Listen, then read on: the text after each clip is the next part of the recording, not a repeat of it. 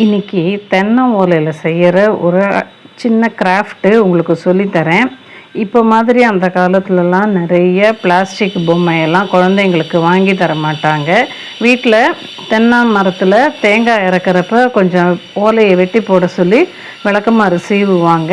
அந்த டைமில் என்னென்னா பச்சை ஓலையை வச்சு குழந்தைங்களுக்கு சின்ன சின்னதாக பொம்மை விளையாடுறதுக்கு செய்து தருவாங்க வீட்டில் உள்ளவங்களே. இது ஒரு சின்ன கிராஃப்ட்டு. ஒரு 2-3 நாள் தான் இருக்கும். ஓலை காஞ்சதுன்னா தூக்கி போட்டுற வேண்டியது தான்.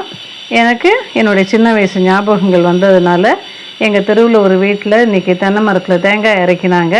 அவங்க வெட்டி போட்ட ஓலையை கொண்டு வந்து நான் இப்போ பொம்மை செஞ்சு பார்த்தேன். உங்களுக்கும் இப்போ அந்த பொம்மையை சின்னதாக செஞ்சு காட்டுறேன், பாருங்கள். முதல்ல இந்த ஒரு ஃபுல் தென்னை ஓலையை எடுத்துக்கோங்க. ரொம்ப எலசாகவும் இல்லாமல் ரொம்ப முத்தினதாகவும் இல்லாமல் இருந்ததுன்னா நல்லாயிருக்கும். இப்போ முதல்ல நான் உங்களுக்கு பாம்பு செஞ்சு காட்டுறேன். தென்னை ஓலையை இப்படியே எடுத்துட்டு இந்த ஓரமாக கொஞ்சம் இடத்த விட்டுட்டு மீதியை கிழிச்சிடணும்.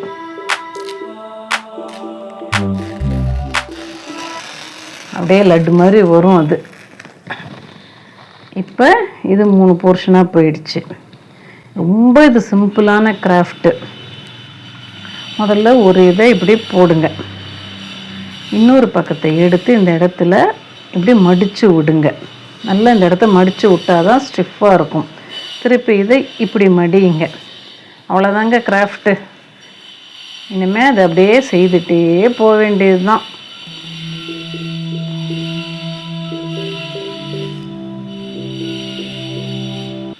மடித்து விட்டு கட்டை விரலால் பிடிச்சிக்கிட்டிங்கன்னா ஸ்டிஃபாக நிற்கும்.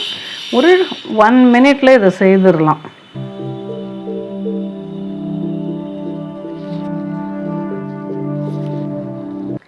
பிளாஸ்டிக் பொம்மைகள்லாம் குழந்தைங்க வாயில் வச்சா பயப்படணும். இதில் அந்த மாதிரி எந்த பிரச்சனையும் கிடையாது.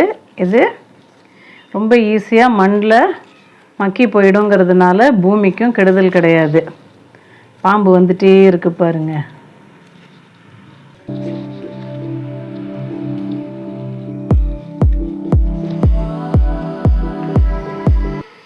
காசு கொடுத்து வாங்குகிற பொம்மையை விட குழந்தைங்களுக்கு இந்த மாதிரி புதுசாக செய்து கொடுக்குற பொம்மைகள் தான் ரொம்ப பிடிக்கும். உங்கள் வீட்டு குழந்தைங்களுக்கு உங்கள் வீட்டில் தென்னை மரம் இருந்தால் இதே மாதிரி செய்து கொடுங்க. நீங்களும் தேங்காய் இறக்குறப்ப. ஏறக்குறைய பாம்பு முடிஞ்சிருச்சு.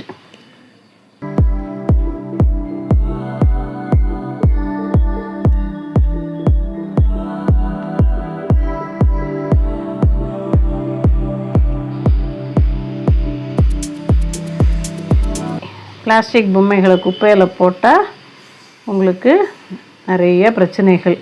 இந்த மேலே அந்த பிரச்சனைகள் எதுவுமே கிடையாது. கடைசியாக அப்படி ஒரு முடிச்சை போட்டுட்டு அது கழண்டு போயிடாமல் இருக்கிறதுக்கு நம்ம இன்னொரு பக்கம் சுருகி விட்டுடணும். அவ்வளோதான். பார்த்திங்கன்னா பாம்பு ரெடி.